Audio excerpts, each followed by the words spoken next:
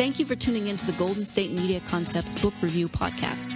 I'm your host, Sarah, and I am excited to be hosting this podcast and talking about books. Today, we'll be talking about 3 books that I have grouped together in the loosest sense, simply because each book takes place in England. The 3 books we'll be talking about today are Horton Halfpott by Tom Angleberger, the Maisie Dobbs series by Jacqueline Winspear, and Jane Eyre by Charlotte Bronte. I'm your host, Sarah, and I love to read. I would rather read than almost any other activity. In fact, if I could read while doing other activities, I would be so happy. So, for instance, if I could crochet and read, great. You can do some things, you can work out occasionally and read, depending on what you're doing. But most of the time, you can't just be at work all day reading a book. My mom says, actually, that when I was a kid, in the summer, she would make me take my book outside to read, so that at least I was getting a little fresh air, a little sunshine. And then I got the best of both worlds. I got to be out in the fresh air, and I got to spend time with characters and traveling places that I'd never been, going different places in my imagination. It was wonderful, and I still have that love of reading, that love of entering into a character's experiences. So because of that, I'm excited to have been given this opportunity to host a podcast and talk about one of my great loves. I'm not necessarily going to talk about the latest bestsellers or the newest books that are out there. I'm just going to talk about the books and authors that I've loved and enjoyed throughout my life. I'm going to try and hit on a variety of genres and a variety of age groups. In fact, I come from a family of readers. I have nieces that range in age from 5 to 19, so we cover the whole gamut there. And we're always sharing our favorite authors, our new favorite books, and so I hopefully will cover a genre or a style of writing that you also enjoy. In fact, this first book that I'm going to talk about was recommended to me by my mom when I was home the last time. I don't remember if it was my brother or one of my nieces who originally loaned it to her, but then she told me how hilarious it was, and so, of course, I had to check it out. The book is called Horton Halfpott, or The Fiendish Mystery of Smugwick Manor, or The Loosening of Milady Luggertuck's Corset by Tom Angleberger. Now, the title alone should tell you that it's going to be entertaining. It's going to be a little different. It's going to be tongue-in-cheek. The book is listed as being for middle grade readers, but I personally loved reading it as an adult, and I also think it would be really fun to read either to or with younger children. I think it's a book for the whole family. It's a chapter book, but it does have pictures at the beginning of each chapter, so you do get some illustrations. In fact, the author, Angleberger, is also the illustrator. And in that way, it reminded me a lot in both its writing style and its artistic style of another author that I love, Roald Dahl.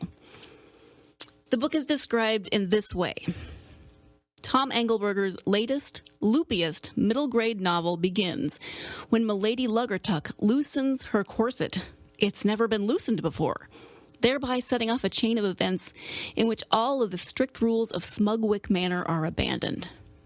When, as a result of the loosening, the precious family heirloom, the Luggertuck lump, quite literally a lump, goes missing, the Luggertucks look for someone to blame. Is it Horton Halfpott, the good-natured but lowly kitchen boy who can't tell a lie? Or one of the many colorful cast members in this silly romp of a mystery? So that's the description of the book. And the book begins almost immediately with that loosening of Milady Luggertuck's corset, which is pretty funny. I mean, the book starts off with a description of female undergarments. But when Lady Luggertuck decides one day to tell her lady's maid, Crotty, not to tighten her corset as much as she normally does, things begin to happen. With the loosening of Milady Luggertuck's corset, things around the Luggertuck Manor, or Smugwick Manor, begin to come undone as well. The servants sense the loosening, and the normally strict rules are begun to get bent more and more. And then the Luggertuck lump. They think it's an uncut diamond, but they keep describing it as, it looks like a potato. So it's the Luggertuck lump, and it gets stolen. And so there's this mystery as to who stole it. How will they get it back? Why was it stolen? It's into this scenario that we then meet Horton, a lowly kitchen boy who works incredibly hard for his meager pay in order to support his family. And Horton is surrounded by his 3 stable hand friends who are always described as smelling of manure. You get a lot of kind of boy jokes in terms of manure smell and bathroom humor. He's also surrounded by a motley assortment of other servants, all of whom deal with the loosening in different ways. So Horton is soon in the middle of events set loose, yes, pun intended, by Milady's corset. He becomes involved in a series of events ranging from a little silly to somewhat dangerous, and he handles all of them with aplomb. Horton himself is actually kind of the straight man of the book. He is kind, he's loyal and compassionate, and he follows his own sense of strict ethics. He's very honest. In fact, even when the other servants are feeling the loosening and kind of bending the rules a little bit, Horton remains loyal. He remains loyal to his employers, even though they don't deserve it. And it's the rest of the characters who orbit around Horton who act in ways that are hilarious or crazy or mean or selfish that serve to highlight Horton's character. The book it's ridiculous and it's hilarious. It touches on themes like class differences in Victorian England, but it does so in such an endearing and funny way that you don't feel like you're being hit over the head with them. You just know that there are some very obvious differences between the Luggertucks and their household help that lead to a variety of injustices. So you see how the Luggertucks have this amazing manner. They have all of these clothes and jewels and horses, etc. But they pay their servants very poorly. They treat their servants very poorly. But it's all done with kind of humor and in a way that you see the differences, but you're not, as I said, hit over the head with them. This book touches on a lot of themes like friendship, honesty, loyalty, of being kind, of what it means to be a true friend, of what it means to be a family member. And Angleberger writes the book from the perspective of a very opinionated narrator who not only tells the story, but then gives snarky asides and backstory. So when he's talking about Milady Luggertuck, he always refers to these books that he's supposedly written. Please see Milady Luggertuck and XYZ. So he makes references to these supposed other books, and he makes references to backstories and like inside jokes that you kind of get, but you kind of don't. So the narrator is very involved, very personal. He has comments on everyone's characters, and he just makes everything kind of funny and snarky and silly. In fact, this book pretty much has something for everyone. It has mystery, it has humor, it has pirates, landlocked pirates. They lost their ship and they're in the middle of England with no ship.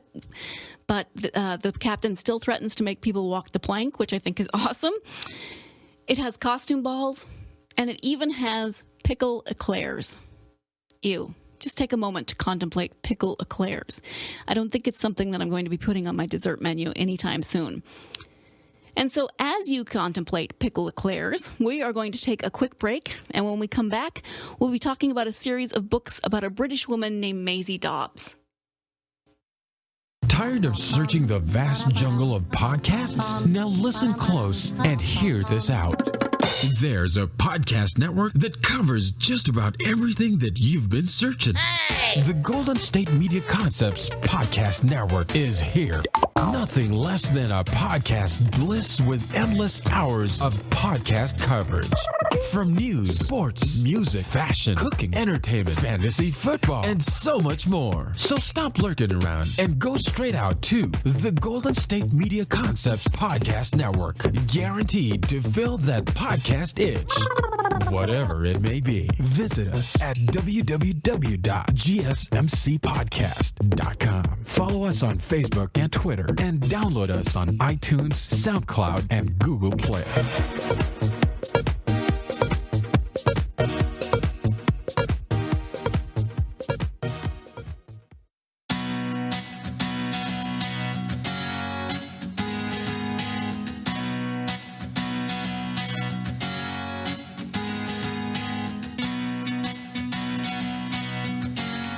Welcome back again to the Golden State Media Concepts Book Review Podcast. My next choice is actually a series of books rather than just one book. It's by author Jacqueline Winspear. The series begins actually following World War I, so we've moved ahead in time from where Horton Halfpott was in Victorian England. The books begin following World War I, and they follow a young woman named Maisie Dobbs. Actually, this series was recommended to me by a dear friend who also loves to read and who has excellent taste in books. I put out a plea one day on Facebook saying, I need something to read, I need something kind of light, not too heavy, something engaging, and she came through with the Maisie Dobbs series. And even better, it's a series, which means I get lots and lots of books, not just one. I haven't actually read the entire series yet. I've read the first few books. They're still coming out. The most recent one came out in March of this year. I think it's number 12. But I'm thoroughly enjoying them so far. And I'm happy that there are more to read because I have a hard time letting go of characters to which I've become attached. And I'm enjoying Maisie, and I'm really glad that I get more books in which to enjoy her. So this is according to the author's website. I'll tell you a little bit more about Maisie Dobbs. Maisie Dobbs, psychologist and investigator, began her working life at the age of 13 as a servant in a Belgravia mansion, only to be discovered reading in the library by her employer, Lady Rowan Compton. Fearing dismissal, Maisie is shocked when she discovers that her thirst for education is to be supported by Lady Rowan and a family friend, Dr. Maurice Blanche. But the Great War intervenes in Maisie's plans, and soon after commencement of her studies at Girton College, Cambridge, Maisie enlists for nursing service overseas. So, in this brief description, you get a lot of information. You understand that Maisie starts her life as a servant in employment to a Lord and Lady Compton. So we again have those class issues, but she's a servant who has a quest for knowledge. She has a keen mind, a keen curiosity. And so she starts sneaking into the library to read all of the books when she's off duty. And, of course, in the course of books, she gets caught. But it turns out that Lady Compton is a huge proponent of women's rights. She's a huge proponent of education. And she gets Maisie connected with her friend, Dr. Maurice Blanche, who then trains Maisie, who gives her education. She's still doing her normal household chores, but she's also working with Dr. Blanche. And she gets accepted into Girton College, Cambridge, but then World War I breaks out. Maisie, in fact, lies about her age at this point. She's only 17. She lies about her age so that she's able to enter the war effort as a nurse. Now, we first encounter Maisie in 1929. So the war is over. She's finished working with her friend and her mentor, Maurice, and she's actually opened her own investigation agency. She's gone off on her own. She's been working with her mentor, and now he's semi-retired, and she's opened her own agency. The books are mysteries, but they also have a bit of a supernatural element in the way that Maisie uses her unique abilities. If you notice in the beginning of that description, Maisie is listed as a psychologist and an investigator. So part of the way she approaches cases is to try to get more than just the bare black and white facts of the case. She is just as interested in the people in the cases, the feelings that those people have, the circumstances that led up to the case, what people are feeling, how they're reacting, how being involved in the case closing might help them, heal them, etc. In fact, she tries to help and heal people just as much as she tries to solve the more tangible issues of the case that they've hired her for. And Maisie is actually also very in tune with the spiritual world. She isn't psychic per se. Notice that she's listed as a psychologist, not a psychic. But she is aware that there are things in life that aren't explained by straight science. As part of her studies, she studied meditation. She studied meditation techniques. She's very in tune to the world around her. She follows facts, and she's very concise in the way that she follows a case. But she also is very aware of her own instincts, of her gut instincts, and where those instincts are leading her in the investigation. She's very aware of things like coincidence and how things tie together and why she's being led down a certain path at a certain point in her life. And so why I love these books is because Maisie as a character is interesting, she's relatable, and she's an imperfect heroine, which I always appreciate. I don't always agree with everything she thinks or feels or does, which, is good because who wants perfect agreement all of the time? But I love that she is fiercely dedicated to her job, she's loyal to her friends and her family, and she's pretty awesome in terms of a woman in her time. So as I mentioned, the series starts in 1929 and then moves into the 30s. It possibly goes further. I mean, as I said, I haven't read them all, and I haven't looked ahead because I don't want spoilers. I will never give you spoilers, and I hope that I don't get spoilers either. So at this point, we know that women had been involved in the war effort, both at home and abroad. Maisie herself was in France as a nurse, but we know that many women worked at home, doing the jobs left by the men when they went overseas, when they were deployed. But then after the war, when the men came home, the women, of course, were expected to quit working and become wives and mothers. But Maisie defies these conventions. She's almost 30 and single. I know. She owns her own business, and it's a business that is in a realm traditionally defined by men, but she is in there. She's kicking butt. She's taking names. And I also love the series because I'm getting to read about a period that I don't necessarily know a lot about. So it's after World War I. It's getting into the economic depression. When I think of the 30s, I think of the depression here in the U.S. because, of course, that's where I live, and that's what I studied in school more. So I'm fascinated into this glimpse into pre-British life, or So I'm fascinated by this glimpse into British life post-World War I, and then moving into this time as the economy is starting on a downturn in Europe. We begin to see the rise of Hitler's party in Germany, so I'm interested to see it from a different point of view. Maisie, as a character, is complex. She's constantly growing. In college, I was a history major with a women's studies minor. So this is right down my alley. I loved stories, especially of women, men too, but I love personal stories of women in certain places and times. And so I love watching Maisie as a character in this time and this place. Her character is complex and she's constantly growing. As I've said, she was a nurse during the war, having lied about her age to go, and she does not come home unscathed. She saw a lot. She experienced a lot. And part of my love of her character is just watching her growth as she works through some of that post-traumatic stress disorder. They didn't call it that then, but she's working through that. She's working through her memories of the war. She's working through some survivor guilt.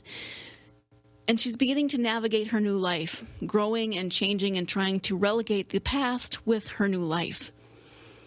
And then beyond that, and this is going to come across as maybe a little shallow, but I personally love the descriptions of the clothes in the book. It's the 30s, so Maisie wears a lot of hats and she wears a lot of T-strap shoes. And I enjoy every little detail about Maisie's wardrobe, from those hats to her clothes to her shoes to the kind of bags and wraps and accessories she puts on with everything. And she has a friend named Priscilla who has fabulous clothes. So it's just fun. Again, maybe a little shallow, but that's okay. Maisie is intelligent, she's imperfect, and she's stubborn. So she's definitely my kind of heroine. As I said, there are about 12 books currently in this series. I think the most recent was just published in March of this year. So this makes me extremely happy because it means that I have a lot more of Maisie to enjoy. So if you're a fan of historical fiction, if you're a fan of strong female leads, if you're a fan of mysteries, then these are great books. You should check them out. It's the Maisie Dobbs series, again by Jacqueline Winspear. We have to take one more quick break, but when we come back, we're going to talk about one of my favorite period pieces, British literature, sometimes abbreviated as Brit Lit. We're going to talk about Jane Eyre by Charlotte Bronte. Do you want to be healthier, yet you just don't know what to do? All these shows telling you this and that, but nothing seems to work.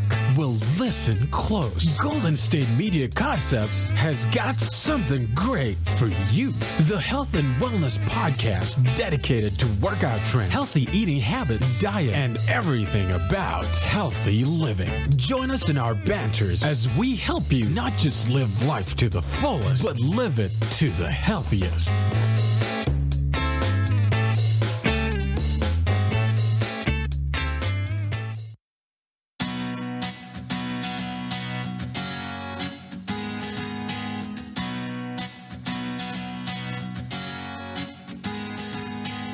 Welcome back to the Golden State Media Concepts Book Review Podcast. So, our first two books, Horton Halfpott by Tom Angleberger and the Maisie Dobbs series by Jacqueline Winspear, though they were written for very different audiences, for very different genres, they both have their story setting of England in common. Both were written in the present time about times in the past.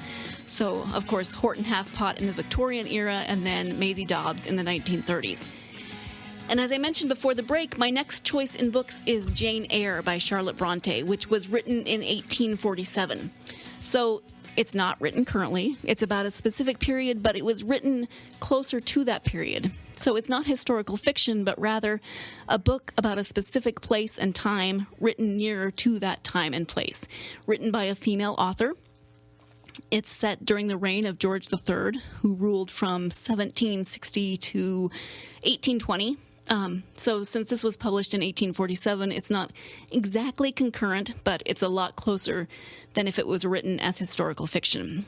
It was actually originally published as the autobiography of Jane Eyre by Charlotte Bronte, but it's not an autobiography. So Jane Eyre by Charlotte Bronte is a book that I fell in love with in high school. It wasn't required reading. I don't even remember why I decided to read it. I think I was going through a Jane Austen, Charlotte Bronte kind of phase. Other girls I knew were reading these books, and so I wanted to read them as well. The book is written in the first person, so as the reader, we see everything through Jane's eyes, through the lens of her thoughts and her emotions. Jane, in many ways, is typical of heroines of her time. We first meet her when she is living with her aunt and maternal uncle. She was orphaned as a baby, and then her maternal uncle's family took her in, but they don't treat her well. She's an outsider. The biological children of the couple are very spoiled. The aunt is very resentful of Jane's place in her household. So typical of books of this genre, this time, she's treated very poorly. And eventually they just get tired of having her around, so they ship her off to boarding school. And of course, boarding school, unfortunately, isn't much better. The principal, some of the teachers are horrible. It's cold, it's dark, it's dreary. One of her only friends dies. This is all in the beginning of the book, so I'm not really giving away too many spoilers, but at least there is one teacher who does appreciate Jane and gives her words of encouragement. So there are a few bright spots in Jane's life. Thankfully, there is this small measure of kindness extended to her. And despite everything in her life, you could understand if Jane grew up to be bitter, resentful, angry, revengeful even. Instead, she matures into a quiet but kind and passionate young woman. She's always described as rather plain, but she grows up into a good woman. And in fact, she ends up teaching at the school for a while, which I always find intriguing because she seems so miserable there for a long time. But then she finds her place. She finds that she enjoys teaching. But then when her favorite teacher, the one that I spoke of earlier who encouraged her, gets married and leaves, Jane decides it's also time for her to leave, to branch out.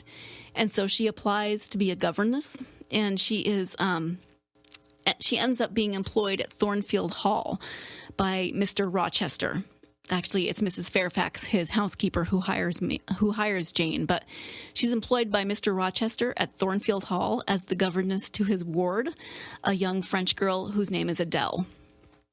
And so Jane ends up at Thornfield, and at first we don't really see much of Mr. Rochester. It's mostly Jane and Mrs. Fairfax, the housekeeper, and then Adele, who she does grow to be very fond of. They have a very sweet, kind of loving relationship as Jane instructs her and is her governess. But of course, Mr. Rochester does eventually come home. He and Jane have an awkward, kind of funny, sort of Victorian meeting, like they always do in books like this.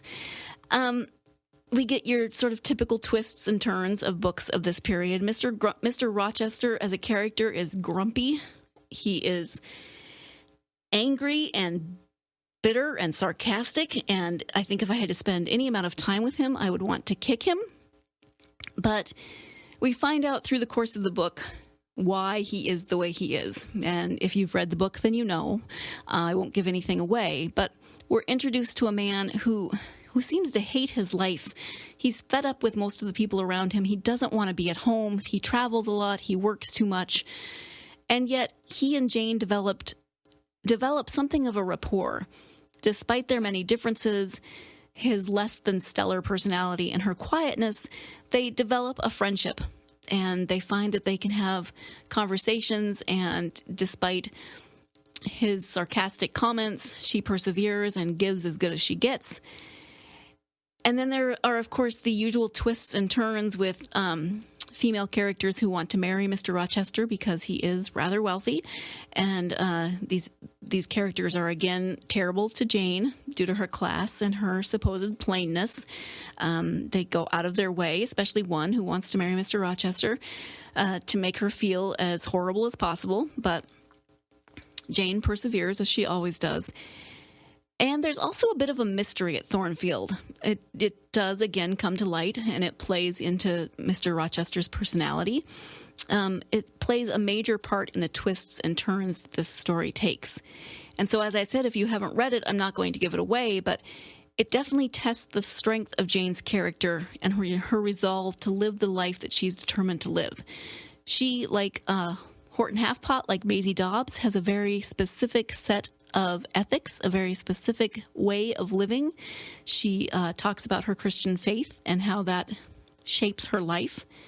And so I know this book isn't to everyone's liking because it's written in 1847 in England. It has a certain way of writing. The prose can tend to be a little florid. You sometimes feel like you're wading through the words a little bit, but at its heart, at least to me, Jane Eyre is the story of a woman who is defined by her time and her circumstances, and yet both because of and in spite of those circumstances, she manages to live life on her own terms. Despite heartache, despite everything that happens to her, she manages to stick to her own sense of ethics, to her own principles. And at a time when women had really very little to say about their own life and about their own decisions, and, you know, Jane has her share of that with her horrid family, she still manages to forge a path to stay within those principles and to live the life that she chooses. She does, of course, encounter hardships and obstacles, but she meets them with the same sense of calm purpose that she does with everything. And in so doing, then she forms strong and lasting bonds with the people that she lets into her life. She has these wonderful relationships with a few people in her life. And like the writing style, I don't think Jane and Rochester are going to be characters that are to everyone's taste. You know, Jane is fairly quiet, fairly unassuming. Rochester is that grumpy, brooding, generally unlikable character. And yet, I actually kind of love them because they are flawed. They are representative of regular people living their lives, trying to deal with things. You know, we aren't always perfect. We're quiet, we're grumpy, we're sarcastic.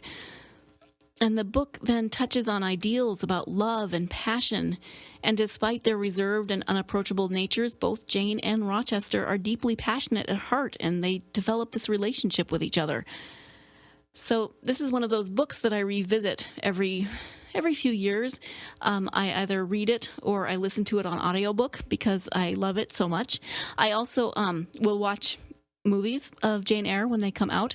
I don't think I've seen the most recent one. I think there was one that came out a few years ago that I haven't seen, but my favorite is actually a miniseries that came out in 2006. Jane Eyre is played by Ruth Wilson, and Mr. Rochester is played by Toby Stephens. You may know him from Black Sails, which my husband watches, and which is very strange for me to see Mr. Rochester playing a pirate captain, but that's a subject for a different day. Suffice it to say, I love Jane Eyre. Love reading it, love watching the movies, just love it in general. I'm not as fond of the other Bronte sisters. You will not be getting a podcast on Wuthering Heights because I hated Wuthering Heights. Again, that's a topic for another day, and this is all the time that we have for today. So you're spared my rant about the other Bronte sisters and their books. So thank you for joining me in my exploration today of these three rather different genres of books. I hope you had as much fun as I did. I hope you weren't quite as nervous and terrified as I was on my first podcast. Hopefully you weren't just listening, but don't forget that you can subscribe to this podcast on iTunes and learn more about the GSMC Podcast Network at www.gsmcpodcast.com. You can follow us on Facebook and on Twitter. And I hope you will join me again next week as we discuss more books. And in the meantime, you yourself should go get lost in a good book. Thank you.